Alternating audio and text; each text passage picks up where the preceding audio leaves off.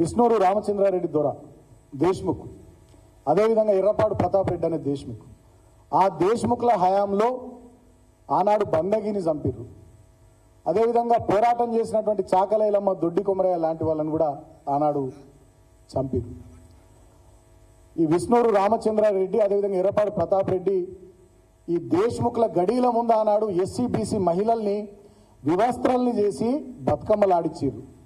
ఆనాడు ఎస్సీ బీసీలను చాలా మందిని, దళితులను, బలహీన వర్గాల వాళ్ళని రాచి రంపన పెట్టిర్రు, ఘోరంగా కొట్టిర్రు, దాడులు చేసిర్రు, కొంతమందిని హత్య కూడా చేసిర్రు. వాళ్ళ శవాలు కూడా దొరకకుండా కృష్ణానదిలో, మూసీ నదిలో పాడేసినటువంటి, గోదావరి నదిలో పాడేసినటువంటి చరిత్ర గతంలో ఆ దేశ్ముఖ్ల హయాంలో జరిగింది. ఇవాళ ఈ నయా దేశ్ముఖ్ రేవంత్ రెడ్డి పాలనలో మొత్తం రాష్ట్ర వ్యాప్తంగా ఎస్సీ బీసీల మీద విపరీతమైన దాడులు జరుగుతూ ఉన్నాయి. మన చిల్క ప్రవీణ్ జర్నలిస్టు, అదేవిధంగా శంకర్ జర్నలిస్ట్ అయిన గౌడ్ బీసీ, ఇట్లా బీసీ సోదరుల మీద, దళిత సోదరుల మీద రాష్ట్ర వ్యాప్తంగా విపరీతమైనటువంటి దాడులు జరుగుతూ ఉన్నాయి, అకృత్యాలు జరుగుతూ ఉన్నాయి. ఎస్టీ బీసీ గురుకులాల్లో ఎస్సీ బీసీ అమ్మాయిలు ఆత్మహత్యలు చేసుకుంటా ఉన్నారు. ఈ నయా దేశ్ముఖ్ పరిపాలనలో ఆటో డ్రైవర్లు ఆత్మహత్యలు చేసుకుంటా ఉన్నారు, అన్నదాతలు, రైతన్నలు ఆత్మహత్యలు చేసుకుంటా ఉన్నారు. ఈ నయా దేశ్ముఖ్ పరిపాలనలో ఇవాళ తెలంగాణలో బడుగు బలహీన వర్గాల పరిస్థితి, దళిత గిరిజన వర్గాల పరిస్థితి అగమ్య గోచరంగా తయారైంది.